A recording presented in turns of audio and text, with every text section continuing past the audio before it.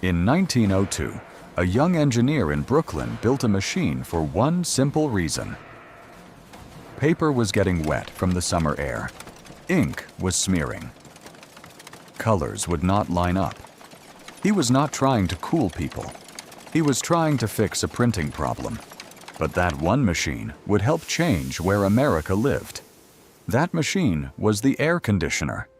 And over time, it did much more than dry paper. It changed homes. It changed cities.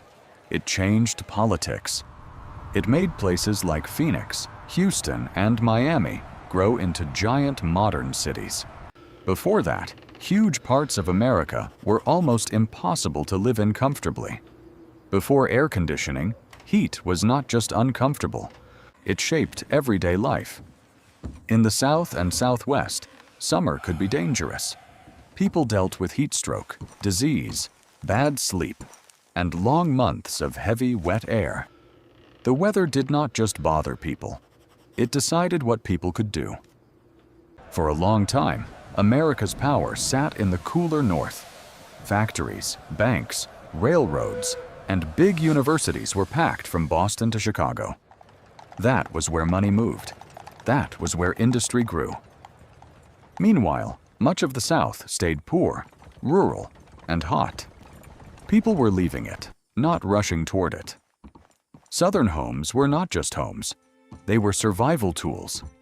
Ceilings were tall because hot air rises. Windows were huge, so any small breeze could pass through. Doors had little windows above them to move air from room to room. Every part of the house was fighting the heat. Before air conditioning, the porch was not decoration. It was the living room. Families sat outside after dinner because inside was too hot.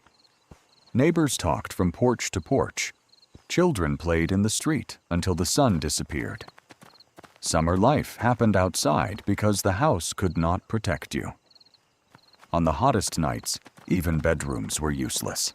Many families slept on screened porches. They dragged mattresses outside and hoped for a breeze. This was not comfort. This was coping. People planned their homes, their work, and even their sleep around one simple enemy: the summer air. Before electric cooling, people used ice.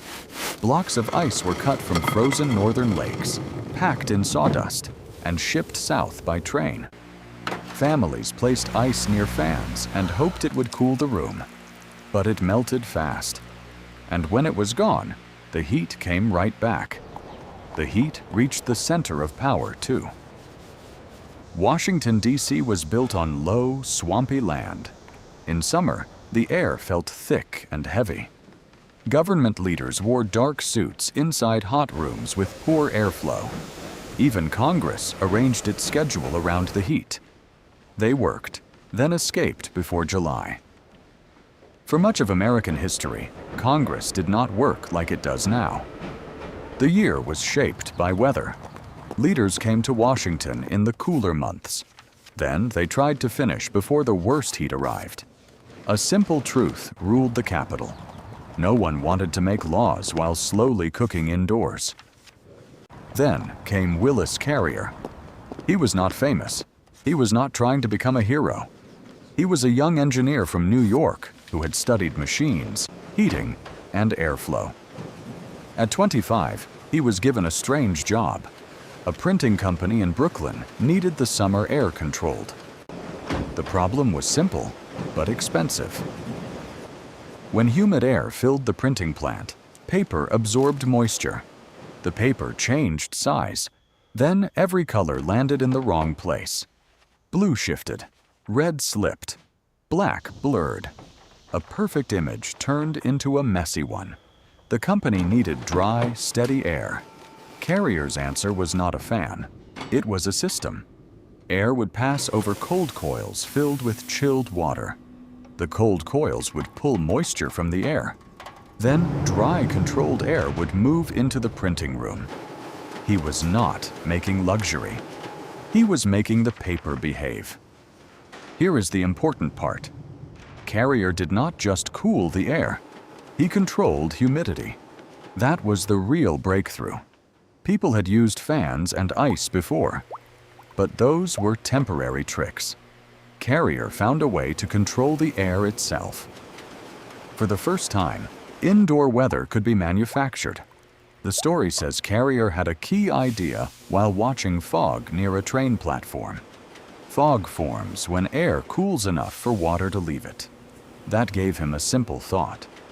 If nature could pull water from air, maybe a machine could do it too. Not by accident, but with precision. At first, air conditioning was not for homes. It was for factories. Textile mills wanted stable air. Candy makers wanted chocolate that would not melt. Tobacco companies wanted leaves that would not dry out wrong. Industries saw what people did not yet see.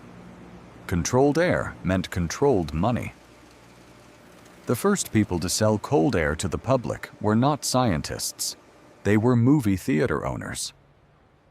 In the 1920s, summer was bad for theaters. Nobody wanted to sit in a dark room packed with sweaty strangers. Theaters were hot, sealed, and miserable. Then air conditioning gave them a new attraction. When cooled theaters opened, people were amazed. They came in holding fans, expecting the usual heat. Then the air changed. One by one, the fans dropped into their laps. Soon, theaters advertised cold air as proudly as the movie itself. The show was not only on the screen, it was in the air. Before cooling, summer was the dead season for movies. After cooling, summer became the perfect season.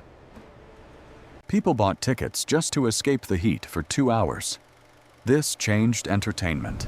It helped create the habit of summer movie crowds. A machine made for printing helped change how America spent its hottest afternoons. Then, cold air moved into American government. The same kind of machine that saved theaters also entered the Capitol. Suddenly, lawmakers could sit through summer without suffering the same way. The air was still political, but now it was cool, and that changed how long Washington could keep working. Before air conditioning, heat gave Congress a natural deadline. Work before summer. Leave before the city became unbearable. But once the rooms were cooled, that pressure weakened. Sessions stretched longer. Washington became more year-round. A machine built to control air helped change the rhythm of American government. Factories were important. Theaters were important. Government buildings were important. But the real revolution began when air conditioning entered the home. At first, window units were expensive and loud. Then, prices dropped. By the 1950s, ordinary families could buy cool air for one room at a time. This changed the American South. For the first time, homes, stores, offices, and bedrooms could stay cool through the worst months. Heat did not disappear, but people could escape it. That made cities like Dallas, Houston, Atlanta, and Miami feel possible in a new way. The map was ready to move. Then came one of the biggest moves in American history. People left older northern cities and moved south and west. They wanted cheaper land. They wanted warmer winters. They wanted new jobs, new highways, and new homes. And now, because of air conditioning, they could survive the summers too. Cities that once seemed too hot to grow became giants. Phoenix spread across the desert.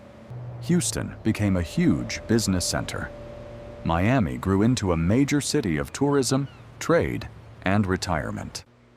Air conditioning did not do this alone, but without it, the growth would have been much harder to imagine. The houses changed too. Old homes had tall ceilings, big windows, and deep porches. New homes were different. They were lower, tighter, and sealed against the outside air. They did not need to breathe. They needed a compressor, ducts, and electricity. The house became a cooled box. Something quiet disappeared with it.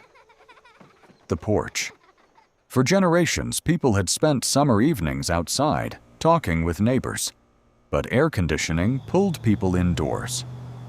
Then television arrived at nearly the same time. Comfort became private. The neighborhood grew quieter. The cool room replaced the front porch. People were not the only ones moving. Businesses moved too. In the South, land was cheaper. Taxes were often lower. Labor costs were different. Winters were mild. And now offices and factories could stay cool all year. For many companies, the old northern factory city started to look expensive and tired. When people moved, political power moved with them. Seats in Congress followed population. Electoral votes followed population. States in the South and Southwest gained influence. Older northern states lost some of theirs.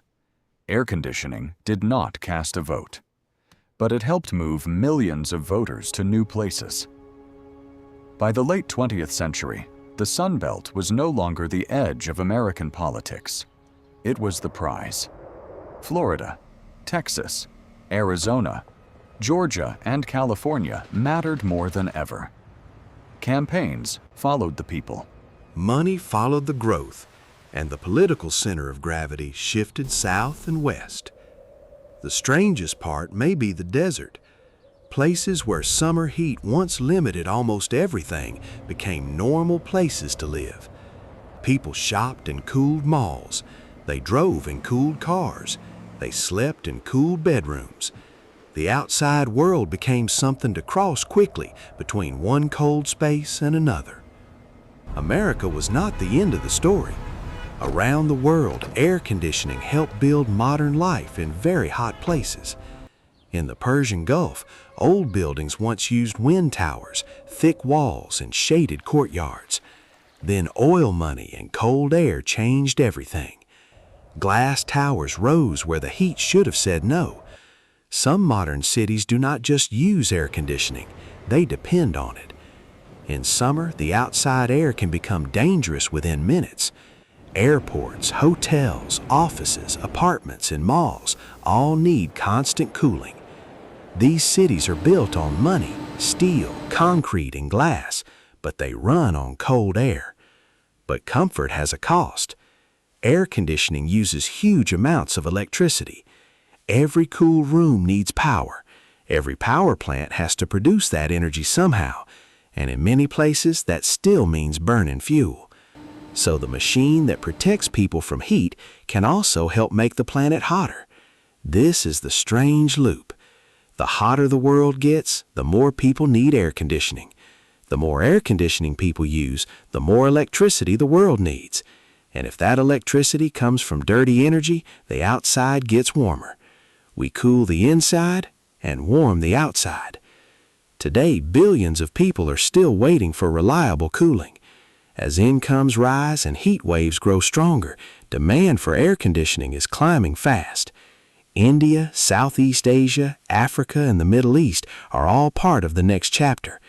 The same story America lived through may now happen across the world. And now there is another twist. Some of the hottest places that air conditioning helped grow are becoming harder to live in again. Heat waves are stronger, power grids are stressed, water is limited. The machine once made these places feel conquered, but the heat was never truly defeated. It was only held back. And it all started with paper. A Brooklyn printing plant, a young engineer, humidity in the air, ink that would not dry right. Willis Carrier did not set out to move millions of people or reshape America. He just wanted the colors to line up. He fixed the ink and accidentally changed the world. Air conditioning changed how we live, work, and survive the heat.